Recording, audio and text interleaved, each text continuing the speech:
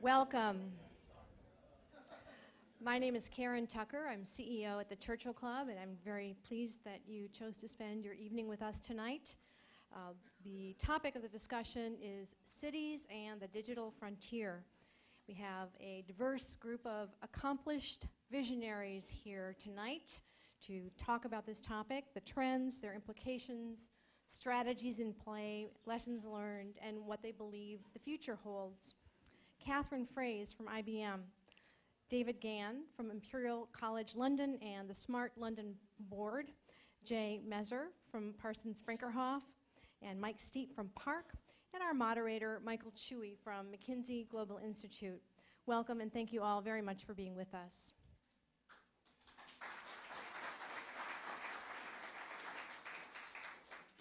First, a few announcements.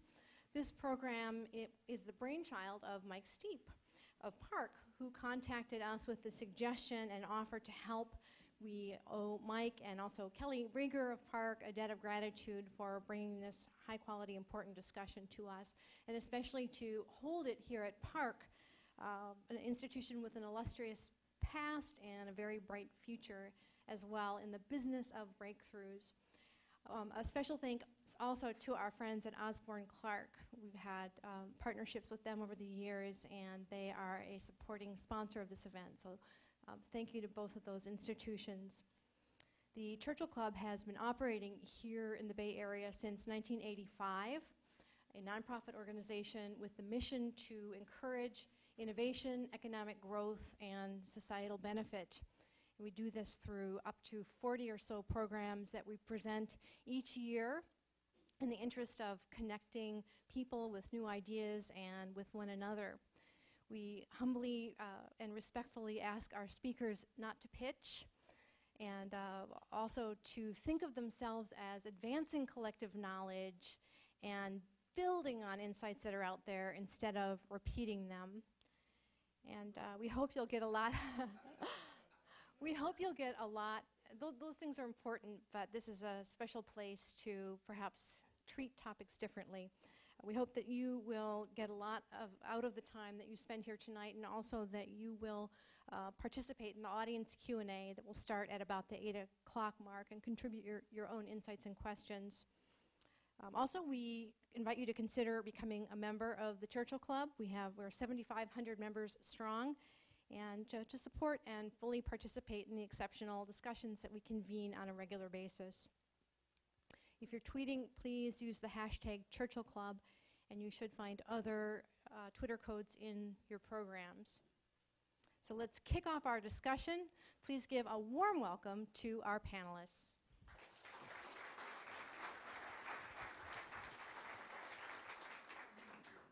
Thank you, Karen. Thanks to the Churchill Club.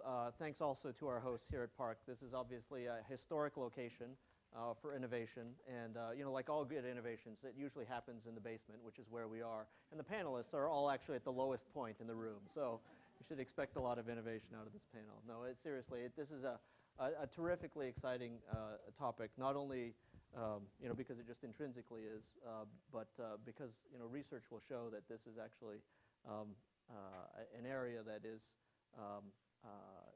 increasing in its importance.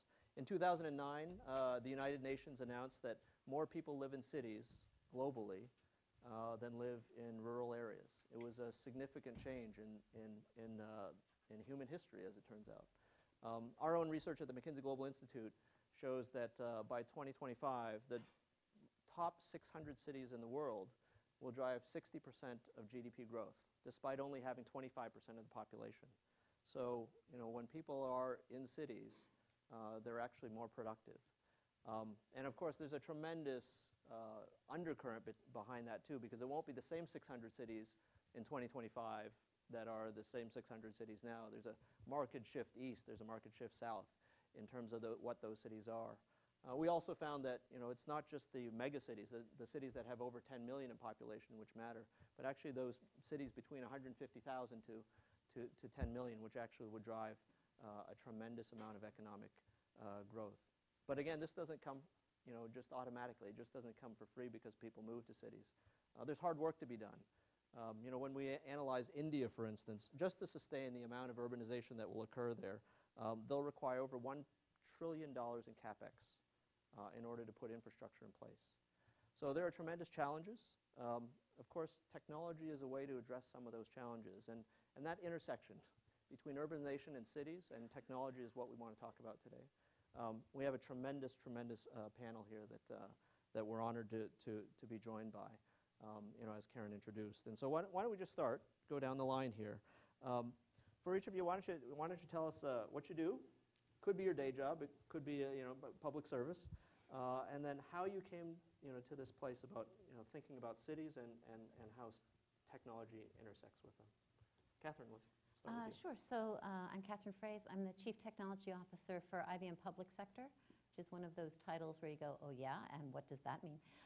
So I view myself as sort of the translator between the research and development teams across IBM and both our sales teams and our clients in cities, government, education, and healthcare. So how do you take technology speak and turn it into something that looks or sounds valuable to the business leader?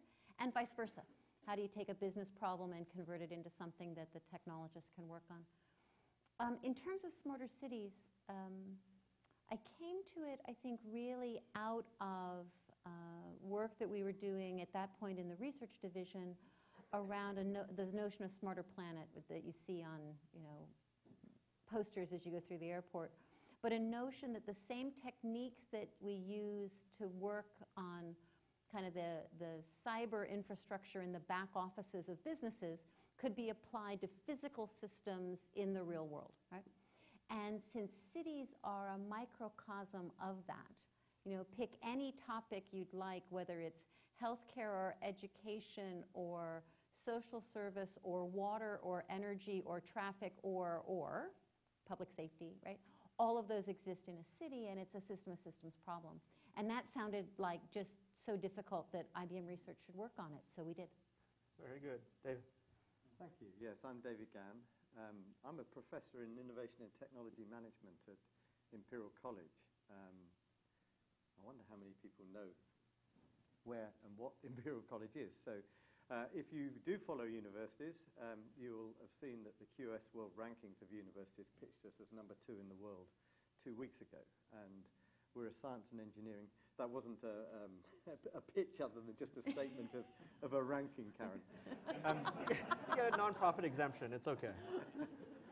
We're a science and engineering university, and I'm over here actually with a team meeting some of our alumni and some of our corporate collaborators, including PARC, and I know some of you are in the room, our alumni. So I'm Vice President at Imperial, and I'm responsible for building out and developing a 25-acre innovation district in London. I've been involved in working on cities and innovation in cities for some time, and my other role is chairing a board for the Mayor of London, Boris Johnson. If we get to the end of the evening, I can tell you a little bit about Boris, but that's another story. We should go there. And the board, actually it's an exciting situation because we had the Olympics in 2012, and it surprised the British sort of spirit that we actually got through the Olympics without any disasters. and any of you who came may have found it didn't even rain through those 2 weeks, and it was a pleasant experience. How did you do that? So we realized actually that London was working quite well, except that London's growing. It's the only European city that's growing at a pace, over 100,000 population growth a year. 5th of January, I'm told, it's going to be bigger than ever before. 1939, it was 8.6 million in Greater London. And it's going to beat New York to being a 9 million population city. And London's a great city to be in, but how are we going to accommodate people and all the activities and businesses that we need and let it grow? It's a very international city, 300 languages spoken every day. It has more graduates per capita than any other city of its size. So the market for technology is interesting, and I'll say something later on about e-commerce and online shopping and what that's doing to the city. So those are some of the sort of constituents that we're working with and ingredients. And the question that we're looking at, and we'll talk about a bit from the London experience, is how do we enable good things to happen using digital technologies that aren't embedded in the current infrastructure. And that's the project we're working on. Great. Thank you. Jay. Hello, Jay Mezher. I'm the Director of Virtual Design and Construction. I work for Parsons Brinckerhoff, an infrastructure engineering firm. What I usually work on is building information technologies and enable the company to design projects in 3D and using multidimensional models rather than 2D. So the traditional design process, you design using paper, plan, section, elevation. New technologies enable you to design a project in 3D, and then you coordinate it, find conflicts, validate schedules before you build it. These technologies are moving too fast, and they're changing the way projects are being designed and delivered. So a lot of infrastructure jobs right now are being delivered in alternative delivery methods, like design build, where you combine contractor and designer in the same entity delivering a job for the client, or even public-private partnership. So when you have multiple stakeholders, it's a designer, contractor, and then the financier and the client, you need these technologies to have everyone looking at the same piece of information. And then not only that, but any conflicts, any risks that you can mitigate up front, then you're saving potentially a lot of money. Digital cities, how I came about this is I was working on the Alaskan Way Viaduct project in Seattle over 10 years ago. And then it's an infrastructure job that spans the entire city. It's a damaged viaduct that they wanted to replace. And they looked at options, whether it's going to be a cut-and-cover tunnel surface option or an elevated option. They even looked at more than 90 different options on how to replace it. Now, that said, when the project was being designed, we were building 3D models of all these different options. We wanted to see how it fits within the context. So we started building the context around it, and it evolved into a mega 3D model of the entire city. Now, that was the first use of it. Scope creep, maybe? Scope creep, yeah, it could be a byproduct of it. Now, that said, we started noticing that I have this virtual model of the city. Well, I can use it for view impact studies. I can support my environmental impact statement with before and after scenarios. I can run wind analysis, computational fluid dynamics. I can do lighting shadow studies, etc. So you end up with multiple uses from the same database. And now with the explosion of all this information, whether it's GIS or social media or traffic, we're thinking of better ways to integrate this model and look at growth patterns. What is the impact of sustainability, carbon emissions? Is the city going to grow in a compact scenario, or is it going to be spread? And then basically look at options, validate, simulate them before you make a decision to get the best out of it. Great, thanks. Mike, how did you come to this topic? So I'm Mike Steep. I run global business operations at PARC. My interest is in figuring out a way to take emerging technologies and accelerating innovation, make it practical, and to improve the quality of people's lives. So it sounds like a high and mighty thing to do, but it started with a conversation that I had in China about 8 years ago. I was at Microsoft at the time, and a technical fellow and I had visited China, and we got into a really bizarre conversation with a professor and also a member of the Chinese Academy of Sciences who was talking about the pollution levels in China, especially in Beijing. He was really concerned at that time, this is a while ago, about the Mongolian dust and the pollution creating health hazards for his grandchildren. And so we started talking about how technology, emerging technology in particular, could be used to address that problem and perhaps have an impact on people's lives. And part of it involved convergence of hardware and software, but to make a long story short, it triggered an interest to understand how do you take emerging technology and make it possible for that to improve the overall quality of urban life, especially given the data that you just talked about, the tremendous growth in population in cities, and now with over 51% of people now urbanized, and solve some of the basic issues. So that's my area of interest with digital cities. And I work with David and others with cities like the City of London to kind of take a look at those issues. Right. So, okay. Thank you. You mentioned you made reference to getting practical. So, David, London actually has problems, right? And you'd mentioned before when we were talking about some of those maybe being around peak loading, around infrastructure. How are you thinking about that in London with regard to some of these problems, and how does technology, how is that involved in addressing them? I think it's probably quite useful to focus on practical applications when you're talking about smart anything, because it's one of those euphemistic words that bounces all over the place. And it's, in fact, if you look on Google, you'll find that there are three most hated buzzwords in marketing. Smart is the most hated. What are the other two? Sustainability and stakeholder. So I actually wanted to not call the board the Smart London Board, but our good friends in IBM and elsewhere had done so much work marketing the concept, and I don't blame you for that. I was involved in some of the conversations earlier, that it had stuck. So we're the Smart London Board, but we wanted to try and think about a practical outcome that would be meaningful for the city authority and for citizens. And peak loading or congestion is one of the key focal points, and you and I and everyone knows what that feels like if you're sitting in a traffic jam. But you see peak loading in almost every form of infrastructure and activity in densely packed cities. If you're at a ball game and you come out and try and get on the mobile and everyone else is on the network, you can't make a phone call. And so it goes on, and it gets really serious if you've got peak loading and you can't get into a hospital and you're sick. And so we wanted to try and understand these issues and then deploy technology in a sensible way to deal with that. And I'll give you one example that we're deploying right now, which is contactless payment systems for our transport infrastructure across London, multimodal. And we need some evidence. What is the issue we're trying to deal with? And if you visit London, you'll exchange your dollars for pounds. And if you go on our transport infrastructure, you'll exchange your pounds for a ticket. It's a different currency exchange. If you're the rail and network operator, ticketing customers like you and I is 10% of the cost of operations, right?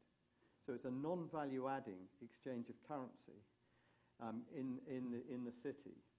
And if you go in a busy period, you're standing in line waiting to get your ticket, which is part of the friction of being a citizen in a city. So, the simple fact that we're exchanging currency for a ticket is causing a loss of efficiency, higher prices, and friction points in trying to get on and off the rail and other transport, multimodal transport network. So we decided to move to NFC, Near Field Communication platform, across all of London's transport infrastructure. And if you come in January, you'll be able to go and you'll be able to load up your mobile device or your smart payment card and just walk on and off. And we're going to get that friction right out of the infrastructure. You're going to take Apple Pay or not? We'll take, actually, we have another program on digital money, and we're looking at cryptocurrencies and so on. I mean, London is still the financial centre of the world, and the financial institutions need to get real on where virtual payments are going, and I'm sure we'll take Apple Pay. I mean, I'm sure we'll take very, very many others as well. So is this different than an Oyster card, or is it the Oyster card is gone. It's pretty well going. Yeah, forget the Oyster card. All right. Yeah. How is this better? Well, if you if you get an Oyster card at the moment, you have to charge it. You have to stand at a charge point to do that, and you have to dab it down. You won't have to dab anything down through a gate when you go through with the new system. You just have your device in your pocket and walk on and off, and you load up the points on your device. Got it. So I don't even have to... No, forget that. Why would you need to? Yeah, that's good. Yeah. Katharine, let's talk about automation a little bit. Okay. Clearly, in IBM research, there's a lot of work going on in automating various things. Is that a set of technologies which is relevant in cities? That's a big question. I'm not sure whether I would go the automation route as much as I would go towards kind of making information visible, right? So we're going to have a lot of conversation, I think, about new innovations that make it possible to put better instrumentation throughout a city, get more information, do nifty things, right? But there's also a lot of information already in cities that cities don't always take the best advantage of.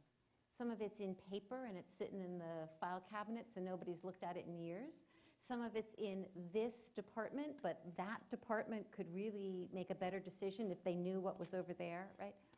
So there's a lot of things that we're doing to try to enable cities to do better on what they've already got, whether that's the water mains that are already in the ground or the information that's someplace in somebody's desk drawer, but because it's not visible to the people who are trying to make decisions, they don't make the best decisions.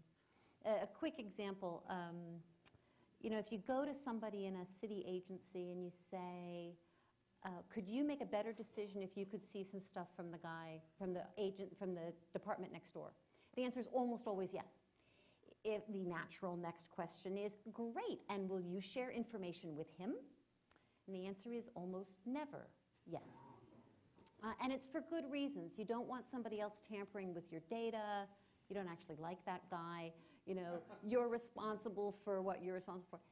And so what you realize is that in cities, many decisions are actually based on time and space, time and location. They're not based on all the other attributes of the data. And so there's a bunch of examples we could talk about where just getting the agencies to say, okay, I'm not going to move my data, but I'm going to allow the agency next door to see the time and space elements of my data enables you to do things like make sure that I'll take an example that perhaps does not apply in this area, but I'll take an example from Minneapolis, where wouldn't you like the fire trucks to know which roads are going to be plowed if your house caught fire, right? If you were the ones planning the permits for the Giants Parade tomorrow, wouldn't you like to be able to scan across all the agencies in the city of San Francisco and make sure that there are no road repairs being planned, or there are no block parties that already had a permit for tomorrow afternoon because it is, after all, Halloween, right? It's those practical things, right? And it sounds very kind of dull in some ways, but there's some nifty computer science in it to be able to do it. And more importantly, it's about getting humans to want to actually collaborate for a smarter city. And sometimes it's the humans that are the hard part. It's not so much the data. How do you solve the human part? So the human part, our experience is you start with a leader who's interested in, has enough of a real pain point that he's willing to try to do something a different way than before. Or she. Or she. Or she. Yeah, she is good. And so what we find is that once you've done a pilot project that's very focused, right? I'm going to solve this problem. I'm going to get these two agencies to work together, right? Once it works, now it was everybody's idea, and everybody wants in. And the thing kind of takes off on its own. It's funny, right? I mean, all the technology has the potential for enabling all these things, and oftentimes the hard stuff is the people stuff. Right. No, if it doesn't fit into what people actually want to do every day, it'll sit on the shelf. Yeah.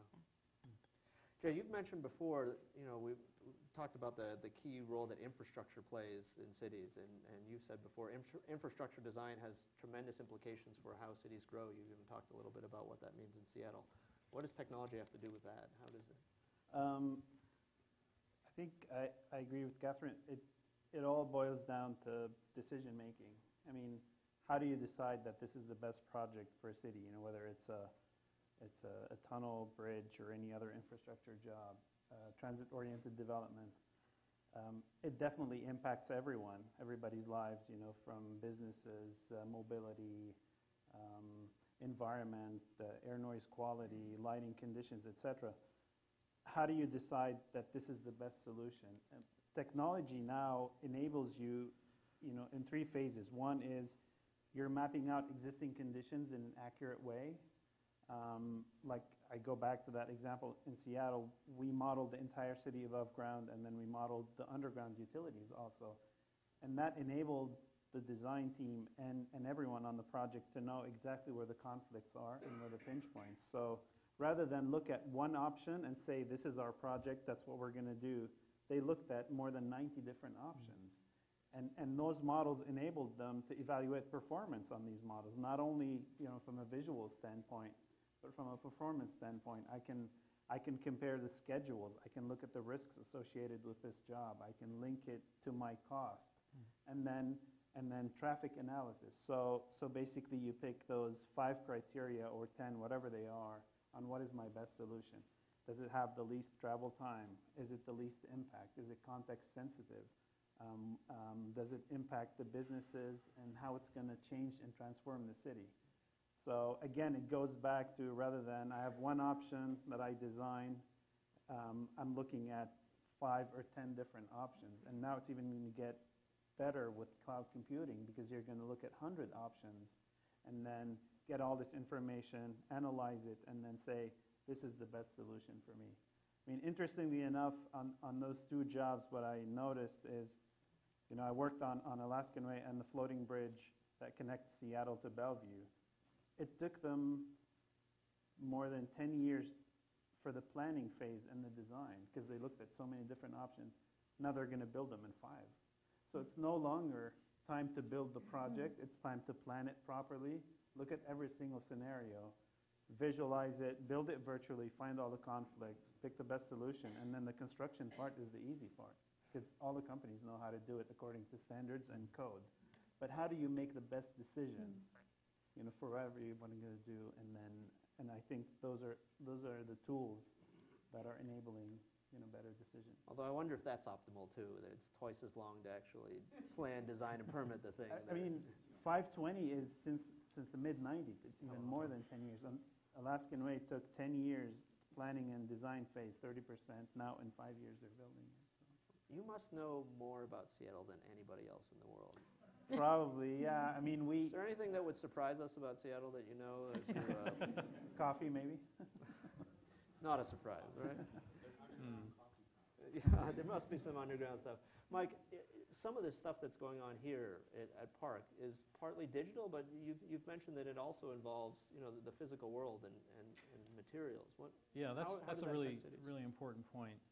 So we need to kind of adjust our thinking a bit about what a city looks like. And so instead of thinking of it as buildings and infrastructure from that perspective that we can touch and feel, think of it in terms of data layers, where underground, deep underground, we have sensors and information more or less to talk to us about issues around water and supplies to the city. And at the subterranean level, you also have transportation, subways and trains. Then you have the utility piece of that, and then you have the surface level. Now, what's interesting about the surface level is that's actually changing rather rapidly because of the deployment of technology in cars. So in talking to a number of different companies about this, we will have 4G Wi-Fi capability very shortly in cars. What people don't understand is that it'll extend the range so that when you have millions of cars on the road, it'll be possible someday at least to understand how traffic is developing, where there are jams, where there are problems as this comes up into the cloud. And then you have the airspace layer, which are the buildings, heat, for example, and carbon footprint. Now, the way things are today, everything is sort of a potpourri of patchwork quilts, each being independently developed. So you have the car companies working on solutions around, protection in the car and how to, anything from that to what Google's working on, the autonomous car. So you have everybody working on different pieces of it, but I think the interesting point will be the convergence piece. That is when the technology layers start to intersect each other and we begin to see a completely different view of the city from a data perspective. So we understand how the city is actually functioning, and we become, from our smartphone and from our car, a node in the city, and that's going to have huge ramifications in terms of the quality of our life. And it's not that far off. What's very interesting about this is the technology is exploding in each of these different conduits. What really needs to happen next is the convergence piece, the intersection piece of that, where you can understand the data to really determine what is happening to a city. It's almost like you're creating a real live, smart city, literally, from all the data layers. So PARC and others are very much involved in the emerging technology piece of this and trying to figure out how does this go out into the real world where those intersecting points can happen, convergence can happen. And I think convergence is really the key. David, what are you? Well, I was going to mention I agree with Mike entirely about the data, and it's another infrastructure for cities, and in a way, the Internet of Things is just starting to be understood and to happen, and we're awash with data. I mean, I think London has more CCTV and other data points that could be used for these things, and we've tried to some degree of success to make data publicly available where we can, and for 2 or 3 years we've had the London Data Store, and we relaunched that last week, and that provides a dashboard for how parts of the city are performing. And Could you say more about that? Is not a place I go in and buy things about London. No, it's not. But souvenirs. There are 2 or 3 things here. One is giving transparency to Londoners and London's businesses and London's visitors about what the city is like, which gives more public engagement when decisions are being made for planning, and it gives you more evidence base for what might need to be fixed and where good things are happening. It's an open data portal. It's an open data portal. We have the Open Data Institute, which was set up by Tim Berners-Lee, actually, in London, and that's part of the Smart London programme. And this portal will provide you can look online right now if you've got a device that's logged in, to how the city's working. It goes everything from smoking quit rates per month or per week through to environmental conditions across different parts of the city and energy use and so on. And some of this data is quite liberating. So 2.5 years ago, we made quite a lot of transport data available. And since then, 450 apps or more have been built by independent businesses out in London. Some of those are on my device, and I use them. They mash data from elsewhere. And so you see jobs and growth coming on the back of how the city's operating. And I think, Karen, the Churchill Club was saying there's an interest here in how technology and the economy work. And actually, we could give some real examples now in the last 2.5 years of how having some open data has enabled new businesses to take off that are quite helpful also for citizens and people who live in London to make their way around. Yeah. So, I think those are some of the things that can be done once we get the data infrastructure in the way Mike was talking about it. What are some of those examples? In terms of the data, I mean, multimodal transport data that help you navigate your journey through the city, rather than just have to look up the times of when something will arrive.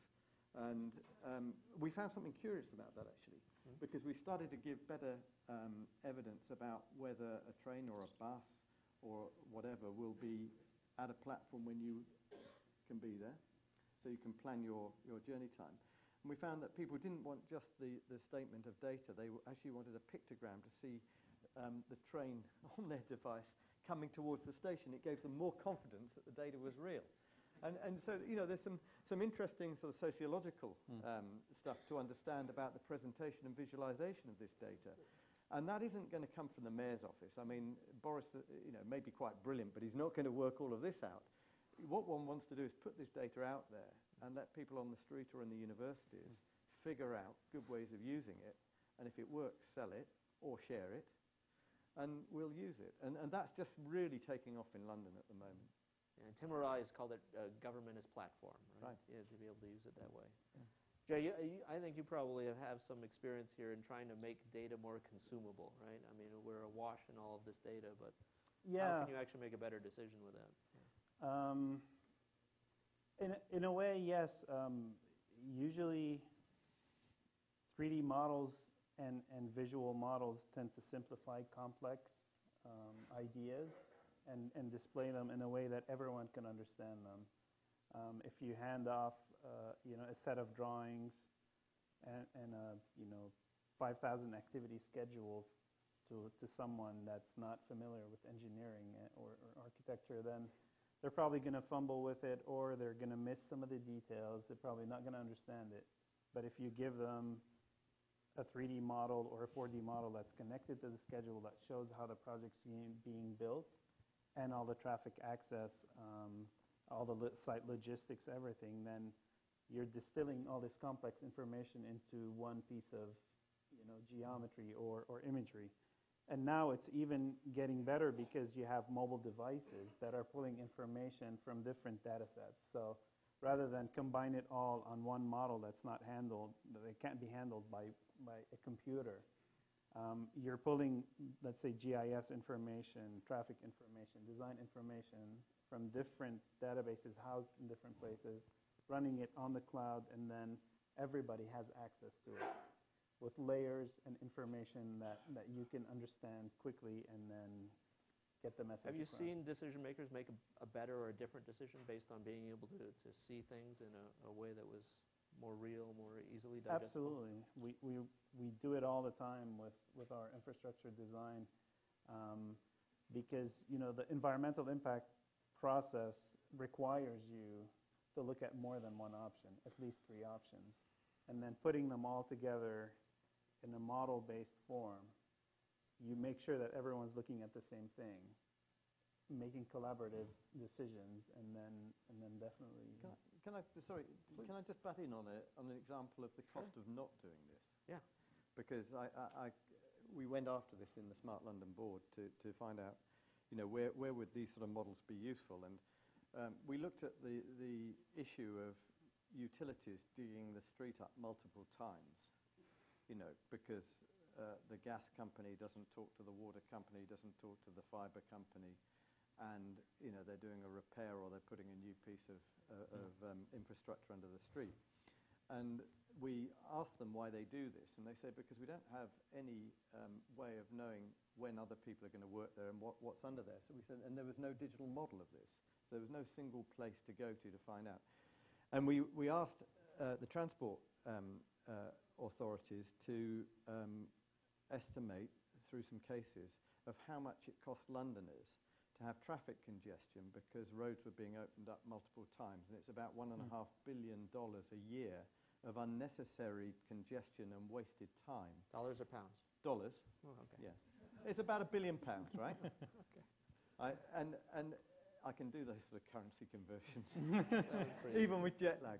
So there's an absolute cost because the data isn't assembled into a model in a visible way that's usable by those who could get together and coordinate and use it. And Parsons Brinckerhoff happened to be another member of the Smart London board and have some fantastic tools for getting into this. And we really want to learn from Seattle, actually, on how to do this. Well, and there's a practical cost as well. There's a cost to the city of ripping the road up so many times, right? And so there's a cost to the citizens. There's a reduction in quality of life. There's a frustration with their political leaders because, for goodness sakes, how hard can this be? Why do you have to rip up my road 4 times, right? So by doing this, you create value in 4 different dimensions in different parts of the city. I just wanted to build on the visualization point for a second, because I think, at the end of the day, we love to talk about infrastructure, right? But at the end of the day, a city is about the humans that live in it, and the city, and the people that work in it, and the people who work for the city government. We sometimes forget about them, but they're in the city too. And this notion of how do we turn all of this data into actionable insight for the humans, right? Whether it's each of us as citizens or in some other way, it is increasingly about how do we visually display it. Because if you think about how we all deal with complexity every day, there are people who can in fact have 2 different cell phone conversations going at the same time. I am not one of them. I have no ability to resolve auditory confusion. It's not. But we all resolve complicated things visually all the time, right? It's how we're programmed as humans to deal with complexity. And so this notion of how do we take complicated things and visually present the information to make it easier for the human to do something, and it won't be the same for every human. It's different for your engineers than it is for, the guy doing dispatch on the water repair trucks, right? But that notion of what does it have to look like for us to be confident the train data is real, right? It's a really important piece of it. Do you have examples where that has made a difference?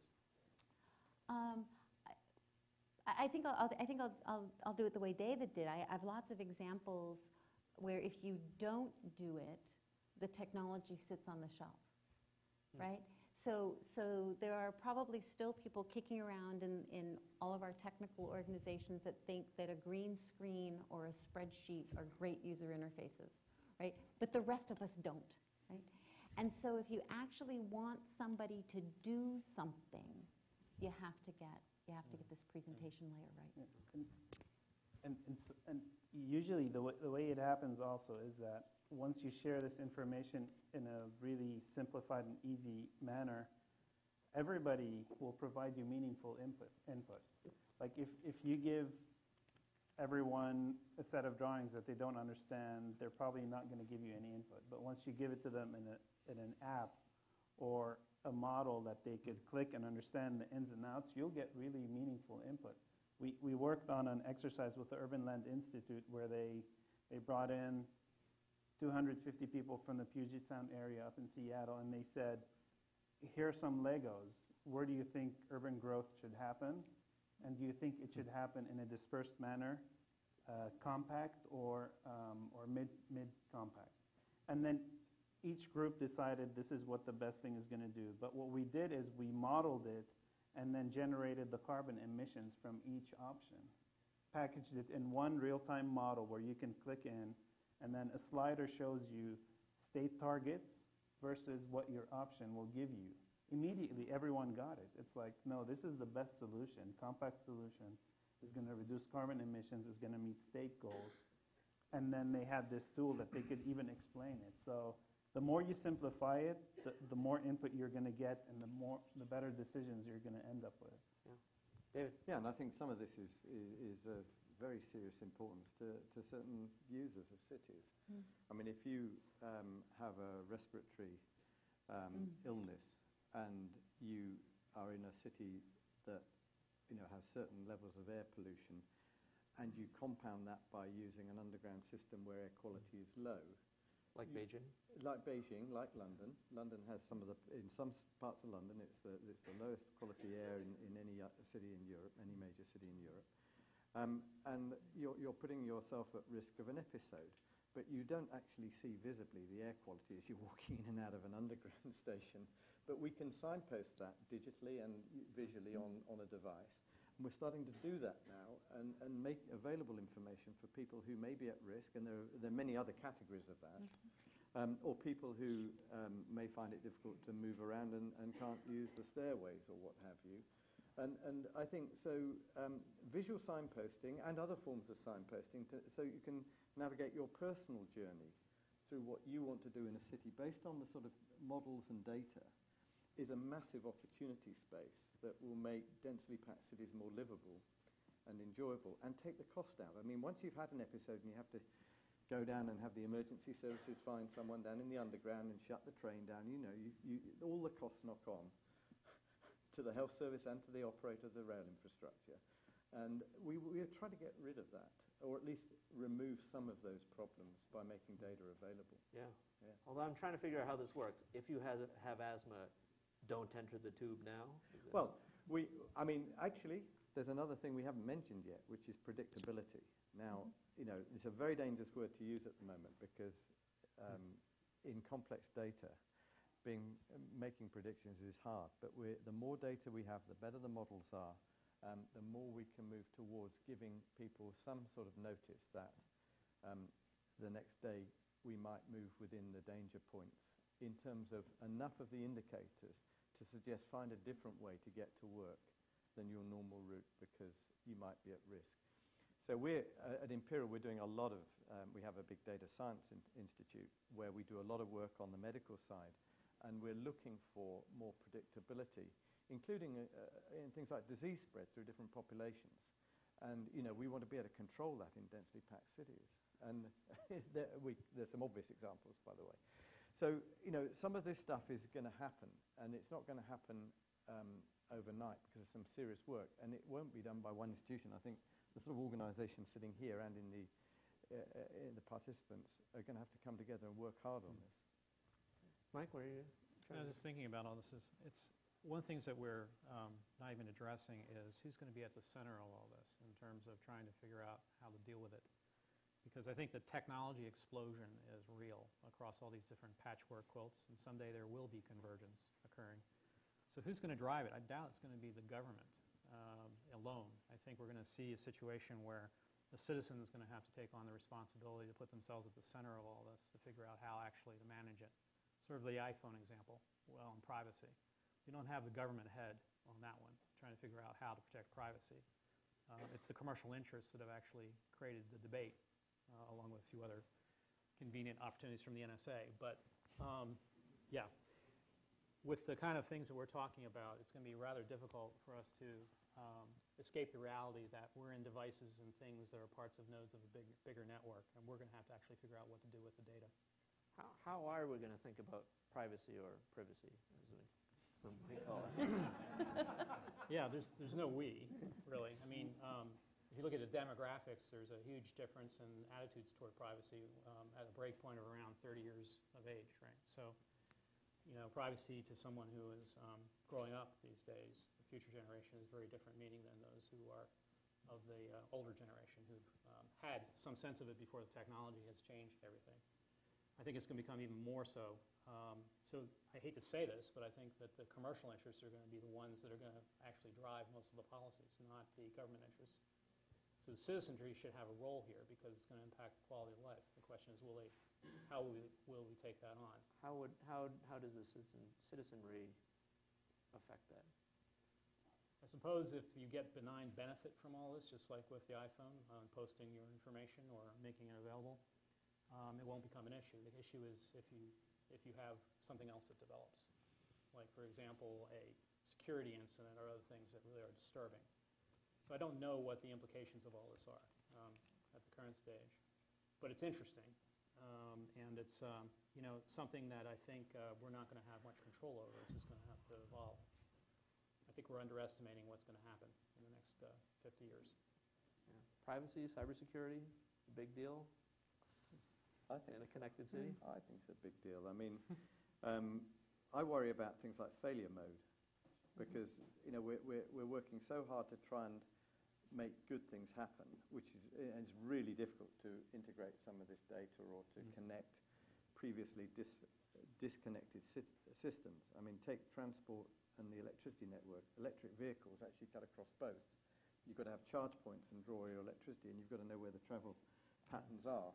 And you know, when you start connecting these and having integration, you're actually putting two systems potentially at risk of attack. And it depends then how you organize the layers and the systems management. But we don't necessarily do the model. We model what we're trying to achieve. We don't necessarily model the failure modes of these systems. And that probably is a worry for city authorities, and I hope it is. Seems like an important lesson. Katharine, you had some thoughts? Yeah, I agree with David. I think, you know, one of the ways to think about it is we're coming from a world in which we had cyber infrastructure, right, computer systems of various kinds, and physical systems of many kinds. And the more that the physical becomes cyber, right, now you've got both kinds of security issues combined, right? And so it is an enormous area of research. And so just this, but it's also the same notions that you might use, you know, on the layers of firewalls and stuff that you do to protect your electronic information inside a company, right, are also the kind of techniques you're going to have to start using to protect the cyber half of your transport or your electric grid or your other pieces. So I do think it's a little bit of a cautionary tale, but I don't think any of us would give up on the promise of a smart grid because of the fear of the security issues, right? But it's a piece of the technology we got to work on. Yeah, I got to tell you, for my sins, I was once a municipal CIO, and I visited a water treatment plant. I never felt more nervous than I was next to a huge tank of pure chlorine. I was like, okay, I'm ready to leave the room now. Let's go to something happier, though. Katharine, you mentioned before this idea that, look, it's the people within cities that actually make cities. How can this technology enhance civic engagement? How can it enhance, you know, the way that we interact with each other in such a way that we actually improve our cities? So I think there are a number of examples like that, and some of it, I think the citizen engagement thing is really important. And it really comes down to, we can have all the data in the world, right? But how do we get citizens to actually care? So you think about, doctors will tell you that for all of our health care, what matters most to our health is that we care about our health, that we actually do what they told us to do, or we stay on our diets, or we wear our Fitbits, or whatever it is, right? The same is true in a city, right? That the citizen has to care. You can give them all the information about their water usage, or their electric usage, or their personal carbon footprint, or, make it up, right? But unless they care to do something with the information, you won't, as a population, be moving in the direction that you want. So some really interesting experiments going on, and Mike may want to comment on some of these too, on this notion of how do you portray the information in a way that gets people engaged, right? So we've been, and since humans are a little quirky, you may have noticed this, and they don't follow the laws of math and physics very well. The question is, how do you add things to engage them? So you roll out smart water meters and you show everybody the data. Great.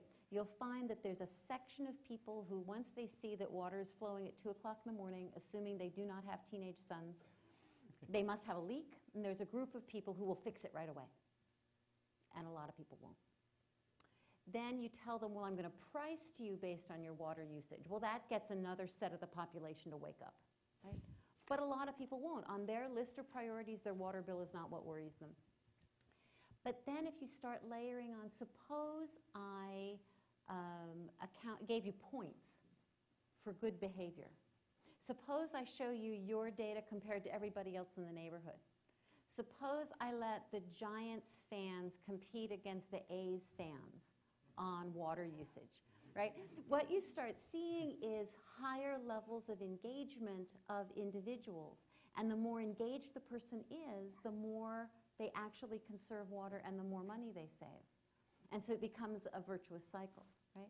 So there's a lot of experimentation, I think, yet to be done on how do we get people to care so that on average we're moving in a better direction.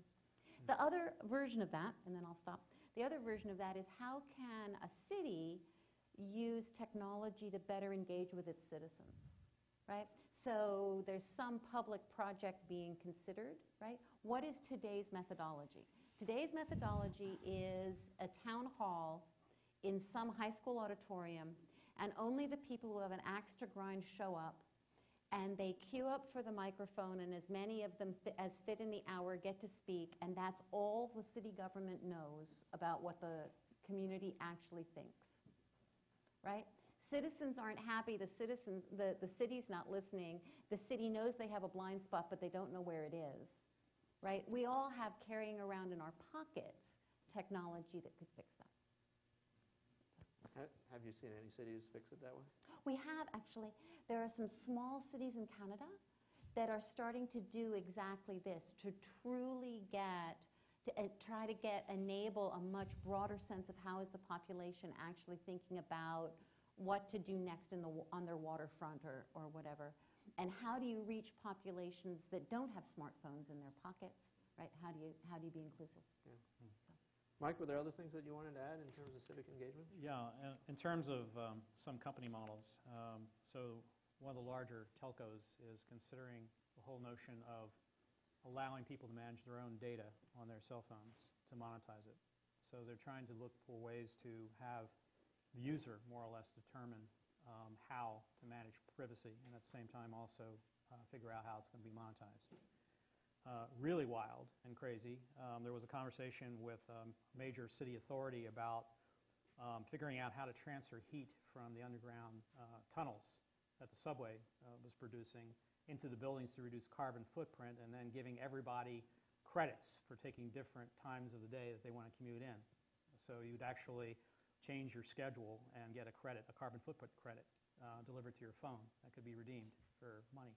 So incentives plus transparency can drive behavior. The thermostat approach. In other words, they're using commuters as thermostats, so to speak, in the model. But the objective was to reduce carbon footprint by taking the heat from the tunnels and putting it into the building. So There's some really creative ideas out there in terms of trying to figure out ways to monetize and incentivize people to adopt the technology and use it to their own advantage.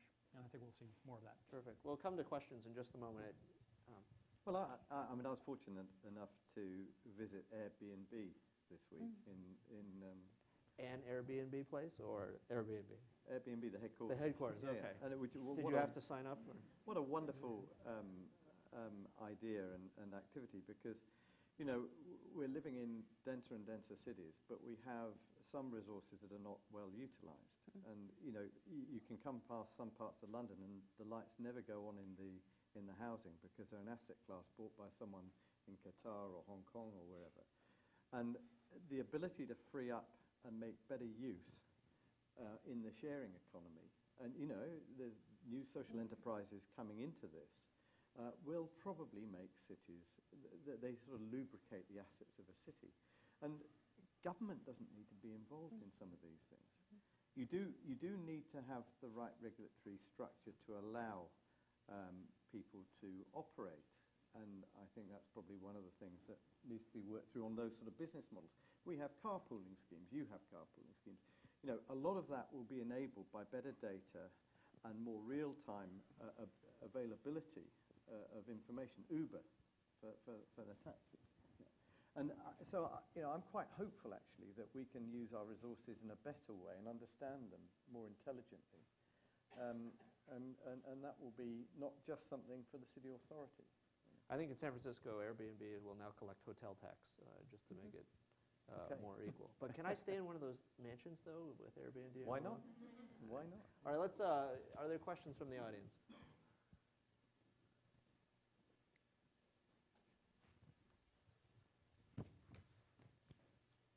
Hi, Stephen Teal from Accenture. This question is for David. I'm curious, in your plan, you talked a lot about NFC communications for public transit use. What's your plan to actually get the folks who don't have the latest smartphones and NFC on their phones to be able to use that same system without friction? Well, I think there's always going to be some lag from some people, and you will always be able to buy a ticket, certainly for the foreseeable future. And so we're not completely ripping apart the ability to change your currency for a piece of paper that gives you the right to travel. I think the initial plan is that more people are going to be moving to the contactless payment mechanism over the next few months and years, which will actually make it easier to buy a ticket if you haven't got one of the right smart devices. And, you know, it'll sort its way out.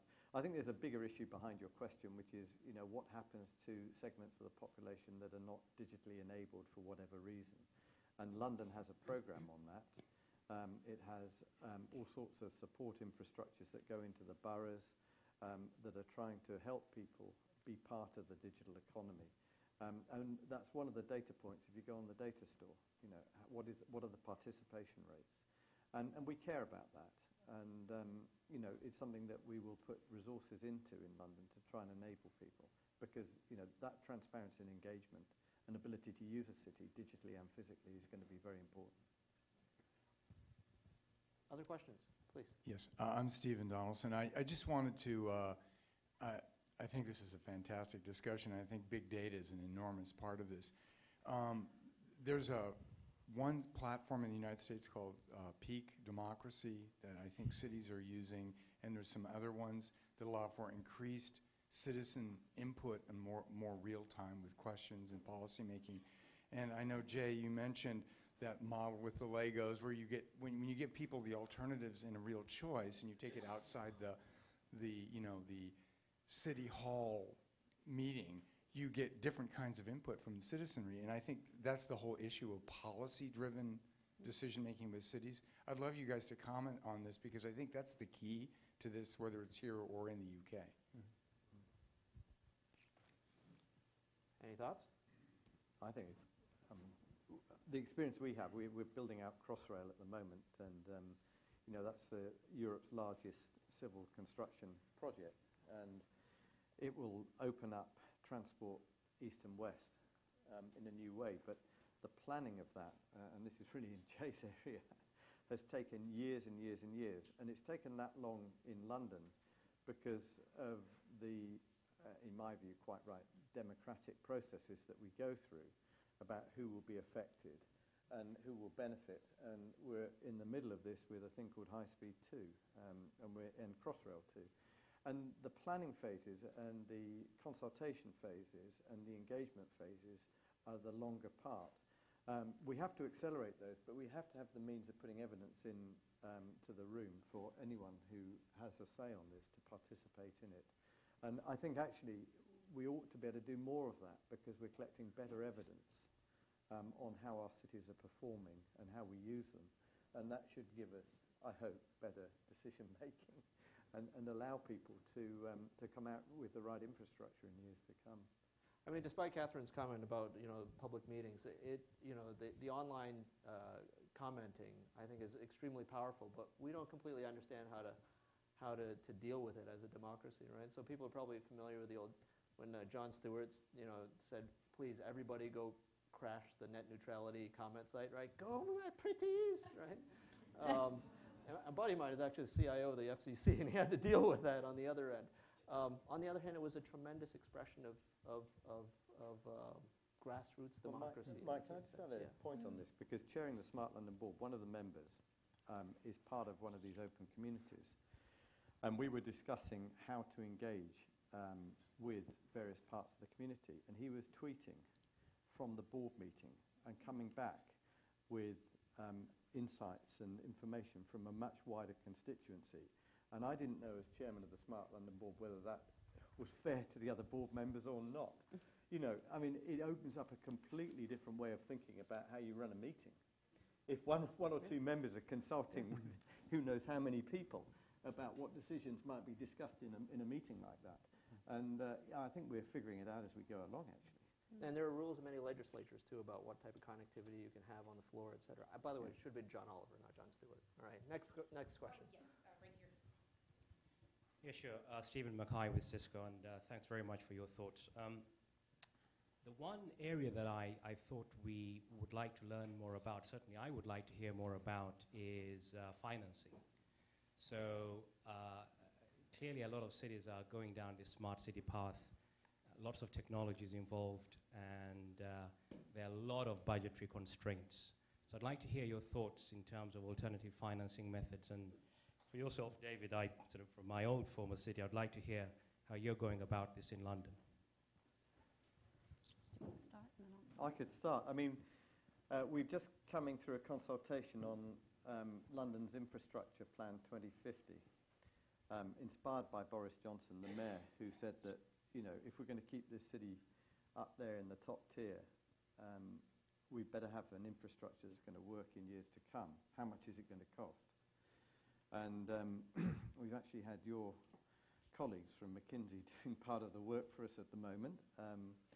And we've come out with a price tag of £1.3 trillion to be invested in infrastructure. So the good news, in terms of answering part of your question, is that we've asked ourselves the question, how much do we need to invest to keep London operating in a convivial manner? The bad news is it's a scary number. And, part of that's going to have to come from tax. Part of it's going to have to come from novel financing methods. And we're going to have to figure that out. And if we don't, it's one of those horrible graphs that goes down faster because you can't stand still in a city that's growing at the rate that London is with old creaking infrastructure as part of it. So, we've got to figure out the finance model, I think. Yeah, I think the only other comment I would add is that one of the things that we've started to do is similar to other things that have been discussed, is this question of which is the right place to start in a city. And so, based on what other cities are doing, which project should a particular city start with? Well, it depends on, which piece of the creaking infrastructure is creaking the loudest. It may also depend what data they have to inform what they want to do. But in many cases, then what happens is if you can find a somewhat easier project that can save you money on the operational side, then two things happen. One is you freed up a little ongoing budget to apply to some investment. But the second is, even if you had to go and look for financing for that second project, now you're doing it based on successful value return from the first. So you're not being totally imaginative, right? You can say, okay, so this one worked, so here's the next piece. And we see many cities going about it in that manner, that they have a roadmap, but they're going to show value on the first step of the roadmap in order to justify the next one. Interest rates are good right now. Please. Hi, Shane Patrick Connolly with City of San Jose. In the discussion of data visualizations, there's a certain amount of editorial control, perhaps, that is exerted in that process. In discussion of like the 3D modeling and choices and carbon emissions and things. How do you ensure minimization of bias in the presentation of the choices? That's a good question. That's a very good question. That's why we go with data-driven visualization. It's not only cartoons, and it's not based on my style or taste. It's coming from actual engineering data. So when you capture existing conditions, you're using USGS data or laser scanning to get the exact down to 1/8 of an inch information, and then with your proposed design, it's engineering grade information that you usually use to actually build the jobs. But if you build your models correctly and you georeference them, then your lighting conditions also that you display are accurate. And then anything that you put out there is just going to be, you'll have the confidence that it's 100% accurate. And usually nothing is shown or released without everybody's input. So one deliverable will go through 5, 10, maybe revisions, and then it gets to the point where it's ready for prime time. So I'm confident 100% that whatever is out there is just the actual real stuff. There's no way for you to put it the way you want. Especially, if you're comparing options, you're using the same viewpoint for all of them. We've had requests, for example, the new bridge is going to impact their backyard, and I'm not going to be able to see, Camino Island or the Olympics from my house. This development is going to block everything. We took actual pictures from the houses and then simulated what the impacts are going to be. So it's science, and everything is accurate. That way you don't get any bias from it. Have you seen examples of bias? Well, yes. There was an example of, I forget the organization, but there's a nonprofit statewide organization that does budgeting visualization, and you make choices so that they can get feedback on what type of choices you would make. But the choices are limited. There aren't choices about increasing efficiency, for example, in a certain agency to generate savings that can be used for something else. It's just very, with physical systems, it may be simpler to avoid bias, but in other situations, it may be more challenging. I don't know. Great. Other questions? I think we have one over here, over there. Andrew Grosser from FlowPro. Thanks, guys. David, I've just got a question for you. We've talked a lot about data and about quantitative analysis. I'm just fascinated by the idea of the qualitative side of things within a big city like London. Is the city taking into account happiness levels whilst all of these? Yeah. While you're acquiring so much data. First of all? Happy hour. Yeah, I mean, I think you're onto something that, and I certainly don't want to give any impression that the city has even the capability or capacity to think its way through answers to a question like that. There are some good people working on some data in London and other cities that will be interested in that. And, in a broader sweep, I think we'll see, along with the growth of data science, the growth of behavioral economics, we'll understand a lot of other behavioral patterns because, one part of this is pattern recognition. How do we understand how we as individuals and social groups are using different spaces? One question that was asked that's on the negative of that in Crossrail is How, as the operator, might we understand behaviors on crowded platforms or uncrowded platforms? And there's data, you can find it publicly if you look for it, about suicide rates in London of people jumping in front of trains. Now, it's a pretty horrible thing. Of course, the poor distressed person who does it, but the train driver and any other people standing on the platform.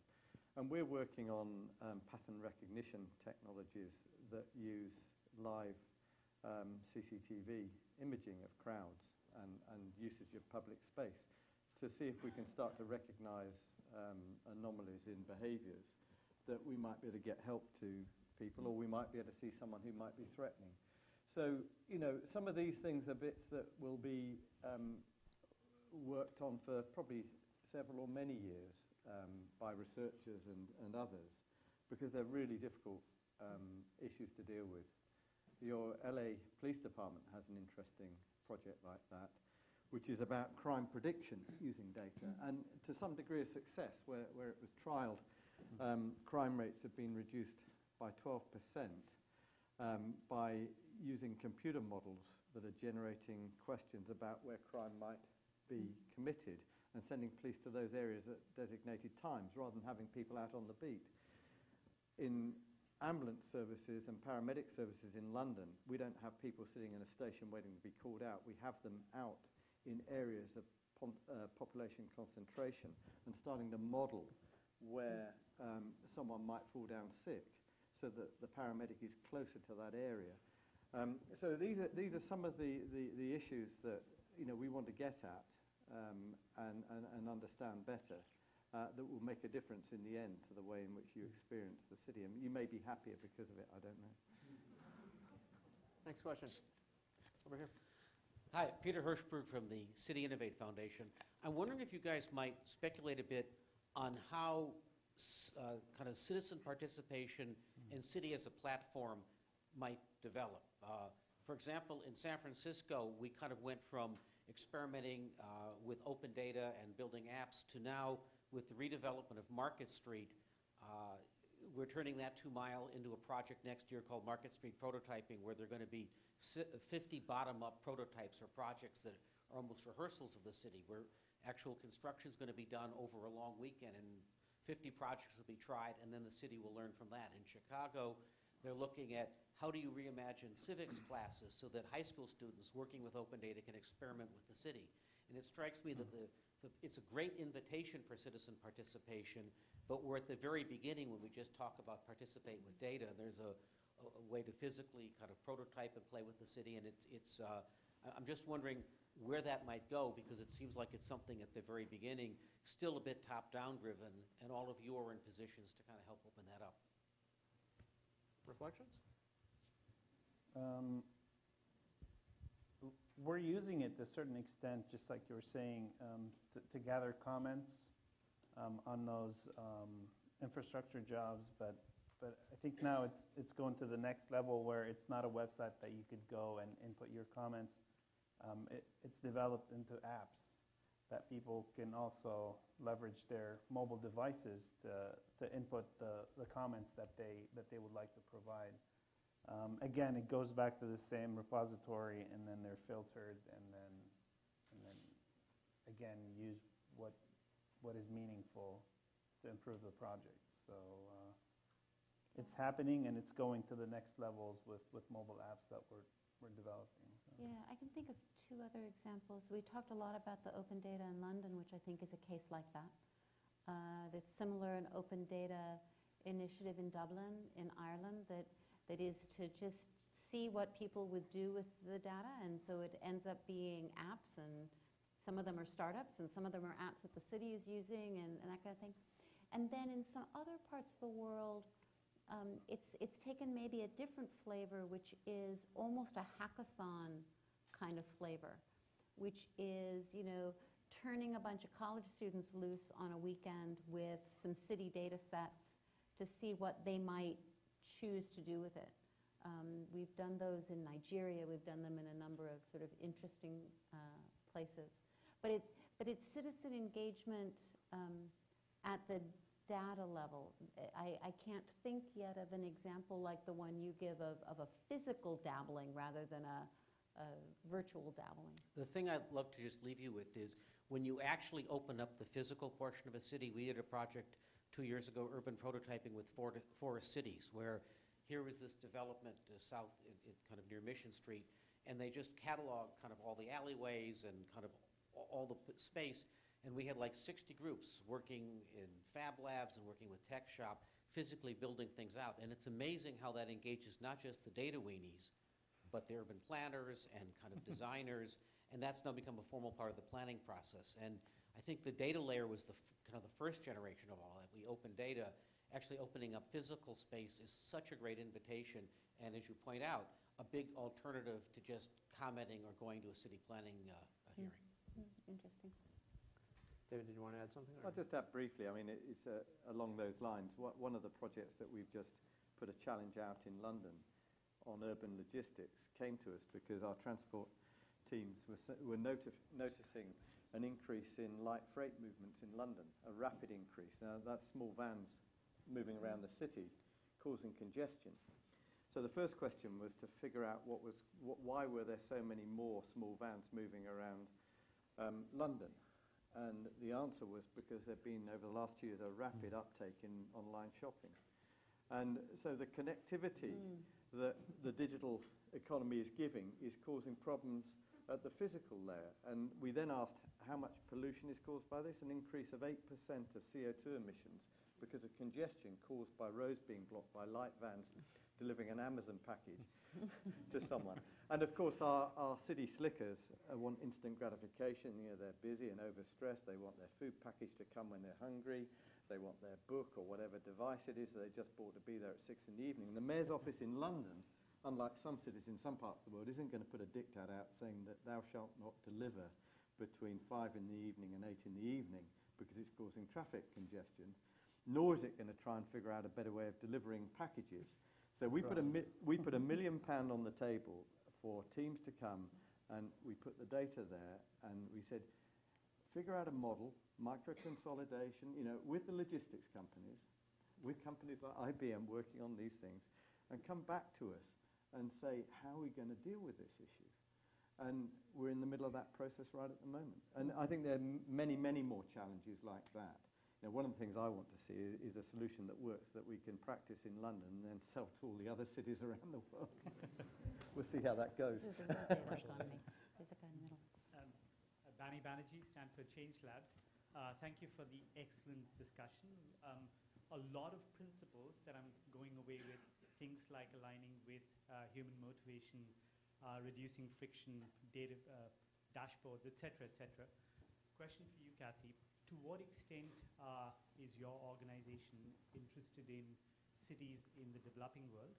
And in the work out there, are there principles and heuristics that are emerging or patterns that are emerging that are different because of how different those problems are? A great question. Thank you for giving me a chance to answer. Yeah, so the first answer is yes, absolutely. We are doing, I think, some of our best work in the developing world. And I think what's so interesting is that the problems are the same, but the answer has to show up different.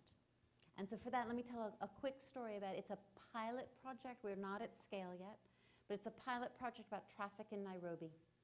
So every city in the world has terrible traffic, and they're proud to say so, right?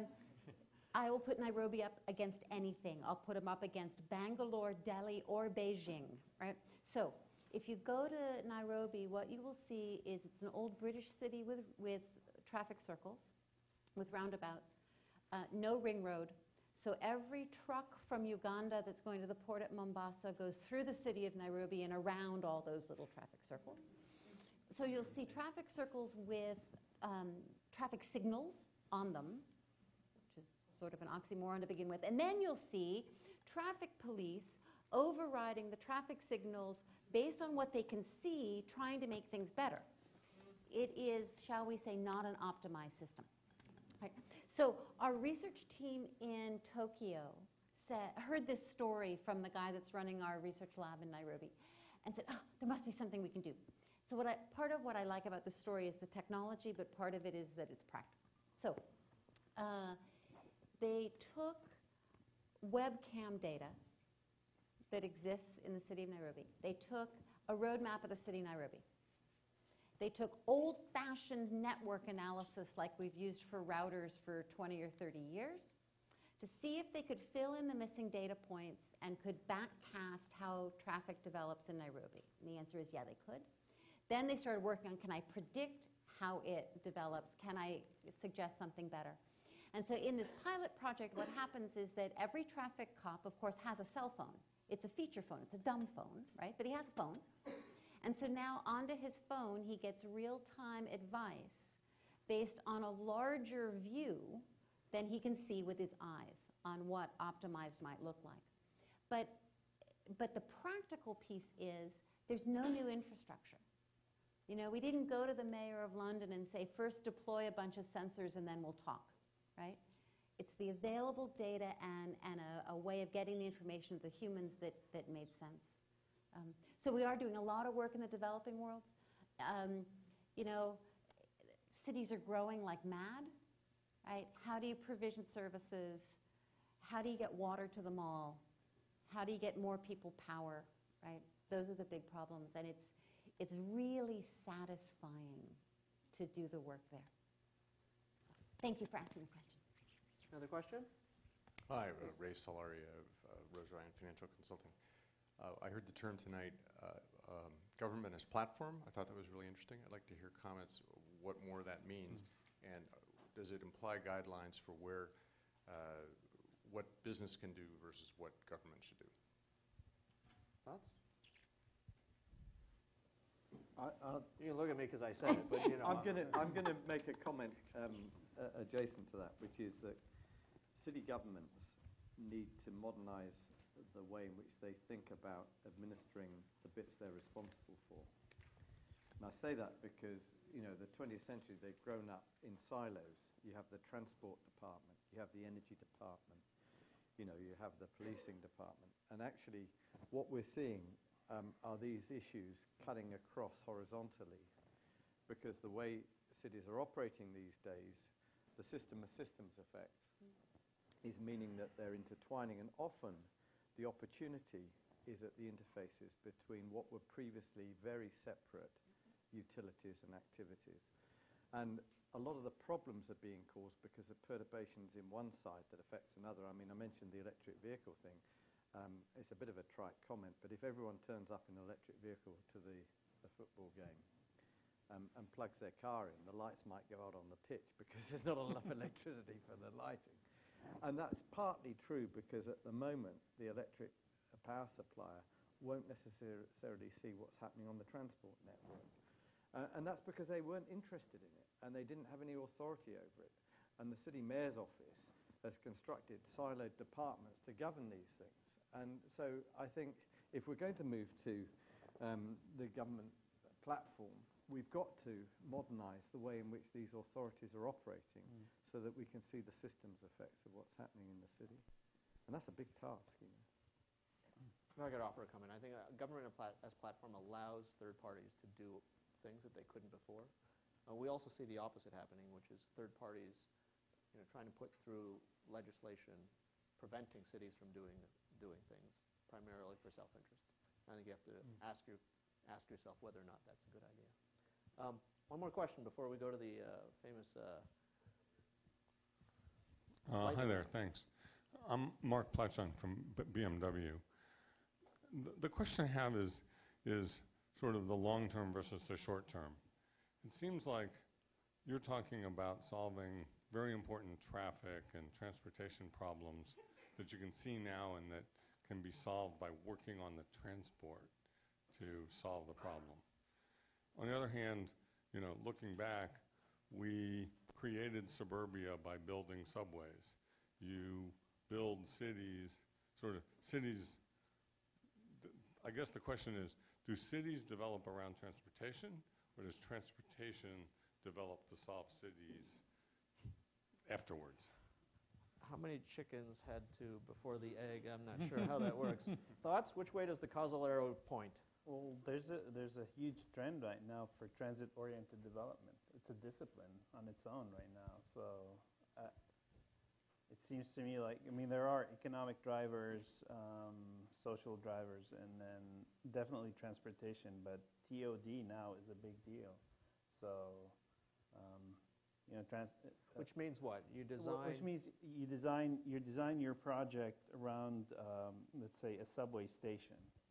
And then in that complex you design, it's a multi-use complex that has commercial, residential, and so that way it's a live and play environment, and then with easy access to the other parts of the city. So that's a huge trend. I mean, they're pushing for it. It saves on you know, transportation, less use of the car, and then everything is reachable within a 10-minute walk. It's kind of like the new urbanism concept. Yeah. See, another way of looking at this, I mean, I agree with what you're saying, but is that mobility is almost a democratic right. It's certainly a liberation for people. And, you know, so a city has to figure out how to provide mobility or the means for being mobile. And if it doesn't figure that out, and if people in cities that aren't able to do it, that city's going to go into decline. And we've seen plenty of examples of that, which is why the big headache in places like London, how are we going to find 1.3 trillion pounds over the next 30 years to make sure that we've got modern infrastructure, because people don't find their jobs around the next street, you know. I mean, they have to move across the city. And they want to come in and out of the city. We all do. So I think those are some of I think transport actually, along with health and a couple of other things, are going to be absolute essential services to figure out. Great. Let's finish with just a few quick lightning round questions, shall we? All right, quick questions, quick answers from each of you. We'll start here, Catherine. Great. What city would you recommend that people visit in order to experience this digital frontier? I would go to Cambridge, Ontario. David. London. Homer. Make it a bit harder. Homer. Should I guess? Jay? Seattle or Chicago is pretty good also. Okay. I'll go with London.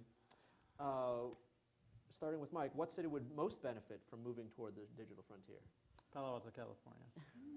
New York. Oh gosh, I mean, I think places like Tokyo really got to do that. Beijing. What is your favorite source of information about digital cities?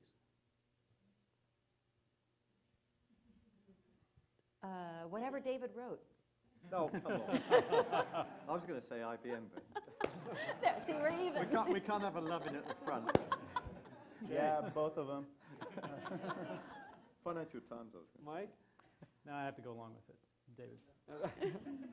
Mike, if you were mayor for a day of the city in which you live, what would be your highest priority for applying technology? I think probably trying to get a data net so people can actually give information about the quality of their lives so they can have a feedback system. Yeah, find a way to integrate all this massive amounts of information in one portal. David? I'd want to actually open up more educational information for people. Catherine? Mayor Catherine. Mayor Katharine, and I can pick whatever city I'm the mayor of? I said the one in which you live, but... Oh, the one in which I live. I would put a system in place so they're not hand typing the data into every app the city uses. Okay, I live very low on the food chain. What worries you most about cities and technology? Security. Yeah, the failure mode. Yeah, failure mode. Mike? A disaster of some sort. Security breach. What big company other than your own could do the most to help cities using technology? Mike? I think actually the car companies have, these days, a lot of capability because they're creating another iPhone that's more mobile. So Okay. I would say agencies, other than companies. Yeah. You mean government agencies? Yes. Yeah. I go for a design company, actually, or a design-rich with a consumer-facing side. I'm not just thinking about Apple either. I'm thinking about Dyson. I'm thinking about IDEO as a consulting designer, because I think they understand, I'm going on for more than a minute, I think they understand something about consumer use and different sorts of the consumer interface. Kath? I'd pick a telco. I think the telcos could be doing more to help us get useful data shipped around. If you were about to do a startup addressing city topics, what would it be? Public health. Yeah, I'd go something on the health side, definitely. It's a good one. Transportation. Predictive analytics. What's the most exciting application of tech to cities you've already seen? Mike? That's hard to answer. I would say that probably what telcos are trying to do in communication and linking with transportation systems. Okay. Yeah, I think the smart cities initiatives from IBM and Cisco and other companies. And specific application, if we can. For me, I would go for one of the ones in the remote monitoring of health, particularly for people in the paramedic side. Someone drops down in the street, you can monitor their vital signs. Katharine? I would pick the analytics that are helping police on the beat. Yeah, good. Predictive policing. Yeah. Finally, what problem that hasn't been addressed yet is the most important one? Air pollution. I'm going to say leadership. Ooh, I like him. Transportation. On it. You're an engineer. Mike. I got to go with David, leadership. Great. Thank you very much. Thanks for joining us. Thank you.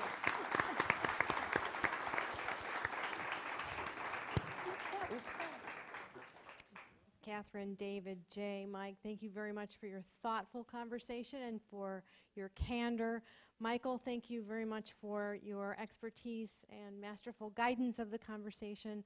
As a small token of our thanks, we have for you the Churchill Club Speaker T-shirt.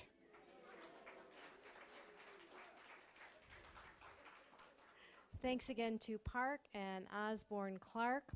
A video of this program will be available on the Churchill Club YouTube channel shortly, so check it out and spread the word. And you have been a wonderful audience. Thank you so much. See you next time. Good night.